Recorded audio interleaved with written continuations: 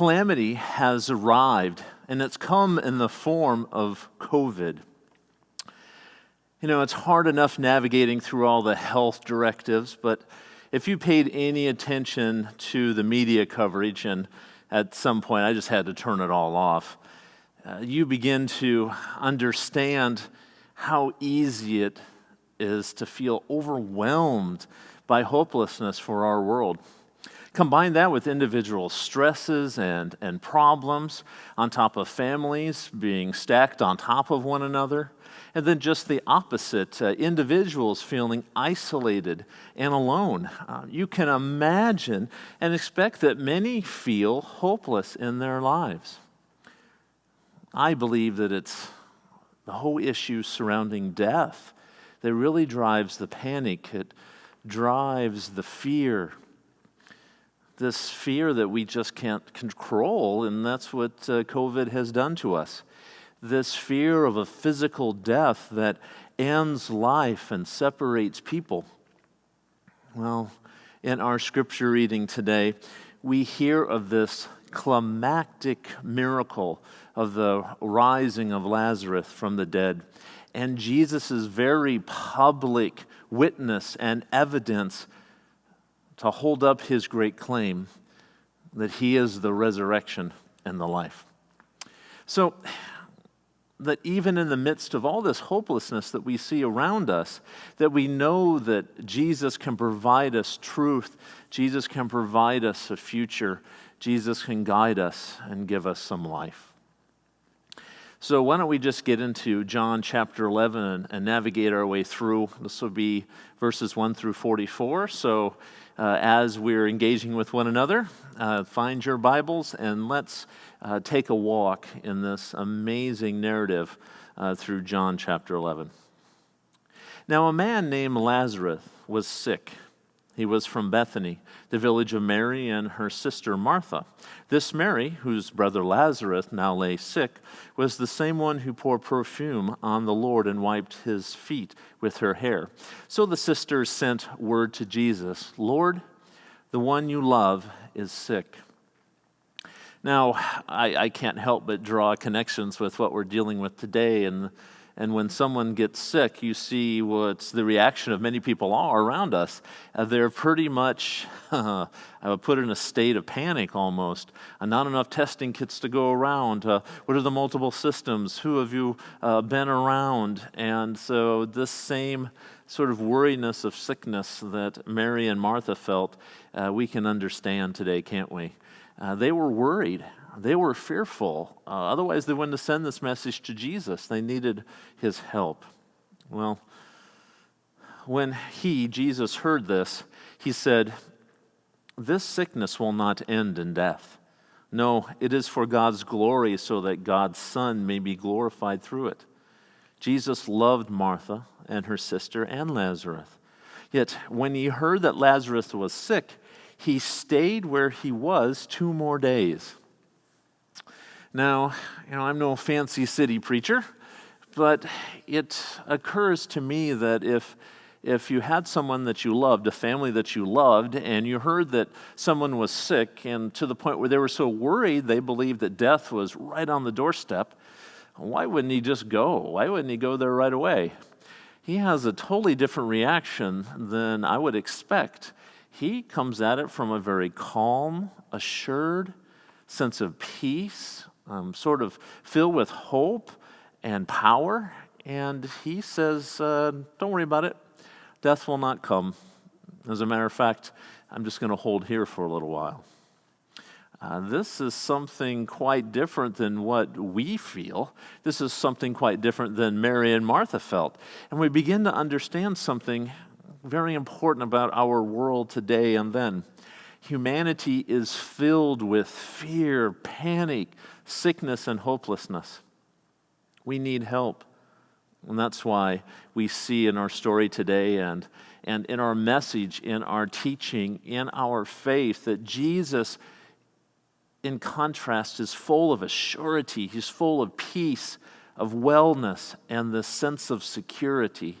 That even in difficult times, because Jesus did not walk an easy path, which we'll see here shortly, he still had this different way of living, not only in eternity, but for us, a witness for us today, in the face of everything that's going on. And so there's a huge difference between humanity and their life in Jesus and his life and what he brings. We see something very interesting. The disciples, hearing that Jesus may go to Bethany in this area of Judea, were quite concerned because they've had nothing but trouble there. We read in verse 7, "Then he said to his disciples, let us go back to Judea." Okay, no, it's time. Let's head down and deal with the family. "But Rabbi," they said, "a short while ago the Jews tried to stone you, and yet you are going back there? Do you not see the danger?" I guess this is social distancing the disciples want Jesus to maintain out of Bethany. You see this separation, you see this distance, but they know the history of going back there. We just came out of this. Stoning meant death, by the way. This isn't some sort of a special massage. This is stoning. And they were warning him, hey, we've been here before. What are you doing? Let's not do this. His disciples knew that this was going to be a problem, but Jesus answered in kind of a weird way, if you kind of go through there, but it all ends up to being that he is the light of the world. Jesus answered, "Are there not 12 hours of daylight? A man who walks by day will not stumble, for he sees by this world's light. It was when he walks by night that he stumbles, for he has no light." This is sort of an interesting way of saying it, but whether they knew it or not, Jesus was the light of the world. He understood what he ought to do, but even more than that, he had faith in God, in his life, in the time to come, and he was in a battle already. He already knew his life was already in jeopardy, but his time had not come yet. Yeah?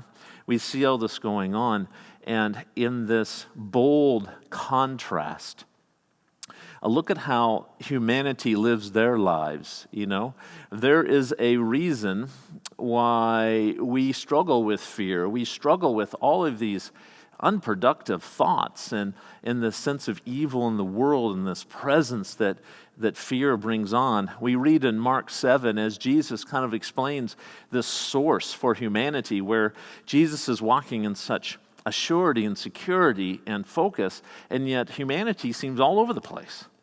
In Mark 7, chapter 7, verse 17 through 23, we read a little bit from Jesus explaining to his disciples what's going on. "After he had left the crowd," it says, "and entered the house, his disciples asked him about the parable he had just said. And he said to them, 'Are you so dull?'" Wow. This is Jesus telling them, what's wrong with you? You still don't get it, do you? "Don't you see that nothing enters a man from the outside that can make him unclean?" They're talking about what types of food you should eat or shouldn't drink, or this sort of lifestyle of consumption. And Jesus is saying, don't worry about the impurities there. It's interesting. He says, "For it doesn't go into his heart, but into his stomach and then out of the body." This is what's really important for us now. He went on and said, "What comes out of a man is what makes him unclean." It's what's inside that creates all this. God is not forcing this on us. God is not drawing out fear from you. God is not causing COVID, no matter what you might hear. It's part of our broken world.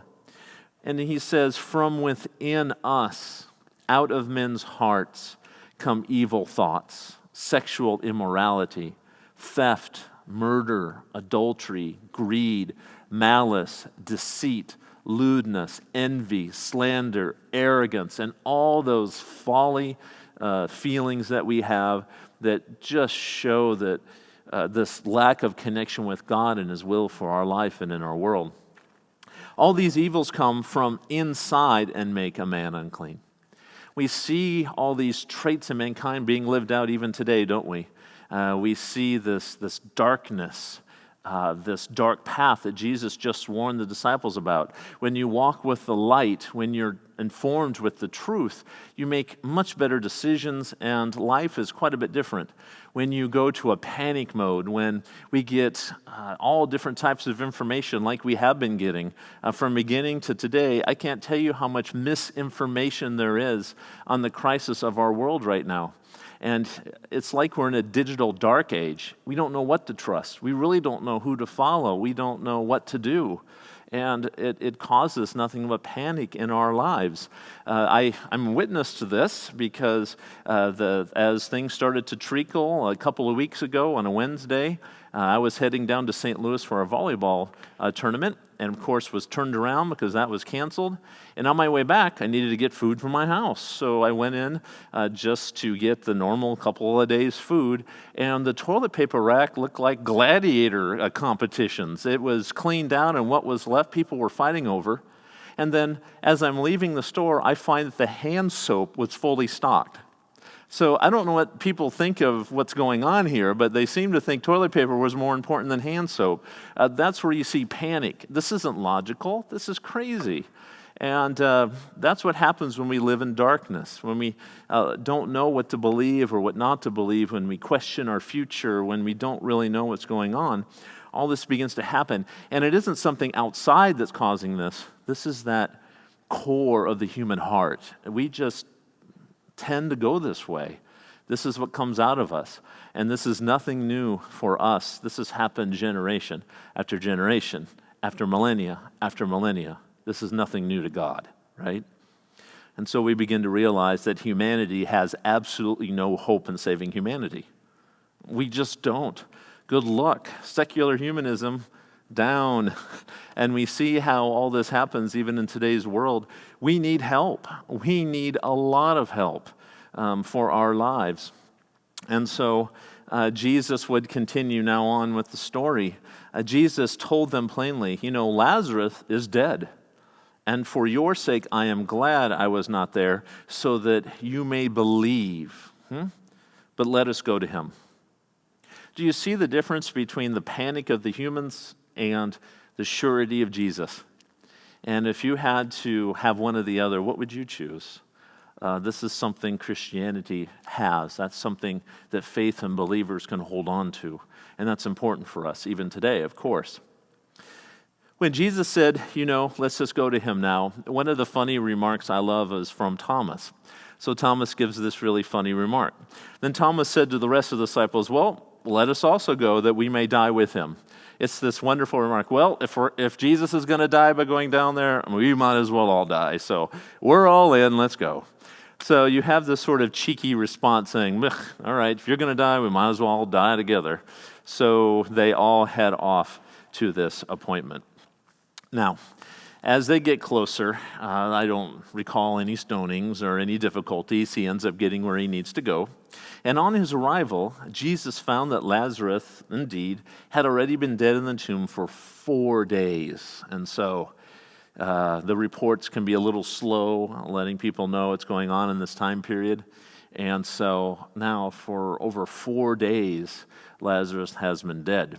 Now, if you're all wrapped up and you're declared dead, you know what starts to happen with the body after all that time period. So this is a sure death, not some sleeping or a coma or anything of that nature. This is definitely something big going on. When Martha heard that Jesus was coming, she went out to meet him, but Mary stayed at home. Now, Lord, Martha said to Jesus, if you had been here, my brother would not have died. Lord, if you would have stopped all of this, we wouldn't have an issue. Lord, if you would have just been here, none of this would have happened. But then out of respect, she says the second part. But I know that even now God will give you whatever you ask. Now, this is not her having faith that he's going to rise him from the dead. That's not the case at all. She's kind of giving this little, but you're Jesus, you're Jesus. I'm not taking away from that. But if you would have been here, none of this would have happened to begin with. Jesus said to her, your brother will rise again.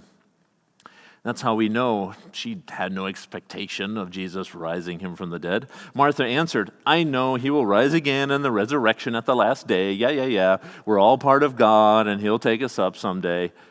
And by the way, thanks a lot for the help. If you would have been here, that would have been great.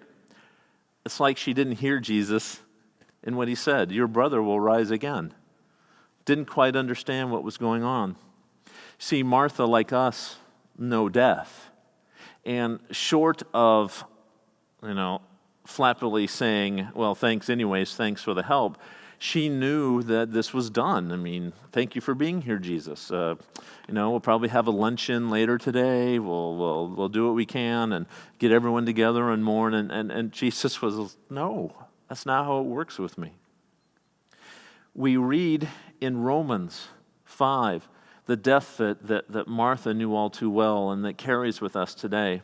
It says in Romans 5:12, therefore, just as sin entered the world through one man, and death through sin, and in this way death came to all men, because all have sinned. See, sin, brokenness, that human heart issue, all of that stuff that comes out of there, that doesn't just cause us grief in life now. It is why men die. It is why we have this great fear, even in this time period, of death. It is that old struggle that we have that's called sin. And it's difficult for us to control. I mean, look at the empty toilet paper bins. That tells you about the sin that's in us, what humans do. It's crazy. Martha knew this. She knew it was over. So, of course, she didn't really hear what Jesus had to say. And if you think you're outside of this possibility, I know, you know what I know, that if death is a mark of sin, well, we all die, and so that's one of the reasons I know we are sinners and have fallen short. We need this true help. We need life in our midst. And Jesus finally kind of shakes her spiritually out of it a little bit, going, whoa, you didn't hear me, right? Jesus is going to rise. He follows up in verse 25. Jesus said to her, I am the resurrection and the life. He who believes in me will live even though he dies. And whoever lives and believes in me will never die. And then he asks this question. And I'm going to ask it to you too. Think about this. He said, do you believe this? Do you really believe that I am the resurrection and the life? If we really believe these words, how would our world, how would our country, how would our faith community, how would we as families live in the midst of all of this? If we really believed and had faith that we can do nothing in the face of this, really. I mean, look what we've done. It's a train wreck, like it always is. What if we turned our faith, our belief, into these words and change the world around us? I am the resurrection and the life. Do you believe this? This is pretty big, yes? These are phrases that you'll hear uttered at just about every funeral, right? And they are pretty darn important for us. They are at the core of death, this response in Jesus to life, right? The followers, even in our crisis today, can have hope because these words bring hope. I've got you. No matter what happens here, I've got you. And yes, this crisis will cause sickness. It will cause death. But do you want life? Have you heard about life? Not only the life to come, but life that starts today. That's what Jesus is speaking about. Do you believe this or not? Do you believe? Well, Martha knew, and for us believers, we know also that humanity will end in death. Whether it's today or in 50 years or 100 years, we all must face this truth that sin has brought into the world. But opposite of this, we have Jesus time and time and time again saying, I am the resurrection. Jesus is the resurrection and the life. This is so important for us today. It is absolutely the key to us having any logical approach to doing any earthly good whatsoever. is to come at it from a position of assurity, a position of security, a position of a life that is affected and changed by Jesus Christ. And from our end, that we've released the powers of this world and sink deeper into Him to trust, to lead us through these times. This is so important for us. Because just as in Romans it says, since all have sinned and fall short of the glory of God, right? We are all in it together and we are all marked for death. It says in Romans 5:18, consequently, just as the result of one trespass was condemnation for all men, so also the result of one act of righteousness, the work of Jesus Christ, His death on the cross, this blameless death on the cross for us was justification that brings life for all people. All people. He is here to deliver the goods to us, to give us what we cannot get, to deliver that hope in life now and forever. Well, now, this is a conversation with Martha. Of course, we have Mary. And when Mary heard that Jesus was near, she bucked right up and headed out. When Mary heard this, verse 29, she got up and quickly went to Him. When Mary reached the place where Jesus was and saw Him, she fell at His feet and said, here we go, the same Martha conversation, Lord, if you had been here, my brother would not have died. So you get again and again and again the human response. Misery, woe, suffering, loss of hope, fear, panic, all of this just is in all of us. And we are at the feet of our Lord, knowing there's nothing we can do. And that's what's important for us. So you don't take Jesus the wrong way here. I don't want Him to look like this emotional less automaton just walking through going, that'll be fine, it'll be fine. Yes, He was operating under a faith that is gifted to us through the work of the Holy Spirit, but He also felt the weight of fear and pain and loss that death had brought to those around Him, the people that He loved without question. We see this in verse 33. When Jesus saw her weeping, and the Jews who had come along with her also weeping, He was deeply moved in spirit and troubled. Where have you laid him? He asked. Come and see, Lord, they replied. And then it says that Jesus wept. God is not some faraway character that feels nothing you feel, that's sitting behind some big desk somewhere playing solitaire, waiting for something to happen. He is active in our world. He knows you. He feels what you feel. He has walked your path. You know, in great contrast with so many of these Greek gods that were going on at the time that had nothing but apathy and lack of emotion for people, and so many other characters of our world that seem to be the same. Jesus' emotional life really attests to the reality of His union with people, His closeness to us. Jesus was and is deeply moved by what is going on and does not want that for us. Right? He does not bring that to us. This is something that our broken world suffers through, and Jesus, through a baptism by fire, guides us through this, leads us through this difficulty. Jesus' weeping also here was sort of it would be called sort of a quiet shedding of a tear. It wasn't a wailing. If you look at the Greek in the original text, like the crowd was sort of a wailing loud, Jesus definitely shed tear. But at the same time, He still had the faith. He still had that surety of what was going to happen. And so even though He knew Lazarus was going to be risen from the dead, He was there. He also was very moved and felt the pain that He does not want us to have. Does not want us. This all comes from that tragic consequence of sin and death. He doesn't want this. Doesn't want this at all. As a matter of fact, Jesus' life was and is a conflict with sin. It is a conflict with death. It is a conflict with evil.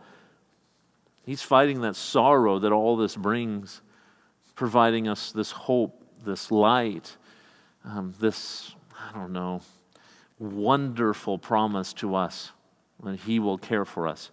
He, in the end, is the ultimate answer. Well, I've been talking a bit. Well, I suppose we should get out of the way and let Jesus do his work now. Let's see if Lazarus will rise from the dead. Verse 38. Now Jesus, once more deeply moved, came to the tomb. It was a cave with a stone laid across the entrance. He said, "Take away the stone." "But Lord," said Martha, the sister of the dead man, "by this time there is a bad odor." She didn't say there might be. She goes, there is. He has been dead and dead as a doornail. This is not good. And so she goes, there is a bad odor, for he has been there for 4 days. Then Jesus said, I just love these interactions. Did I not tell you? Huh? Are you not listening to me? That's another fault of the human heart, isn't it? We hear what we want to hear. And Jesus has to say again, did I not tell you that if you believed, you would see the glory of God? Crazy, right? So they took away the stone. Then Jesus looked up and said, "Father, I thank you that you have heard me. I knew that you always hear me. But I said this for the benefit of the people standing here, that they may believe that you sent me." Jesus isn't doing this for some kind of an ego bump or to prove something to himself. He's doing this to give us hope so we can see that life comes from him. And he's going to demonstrate it in the most powerful way possible to get on the record as witness for us, that people may believe that you sent me. When he had said this, Jesus called in a loud voice, "Lazarus, come out." The dead man came out, his hands and feet wrapped with strips of linen and a cloth around his face. One could say the first zombie, at least maybe for a few seconds.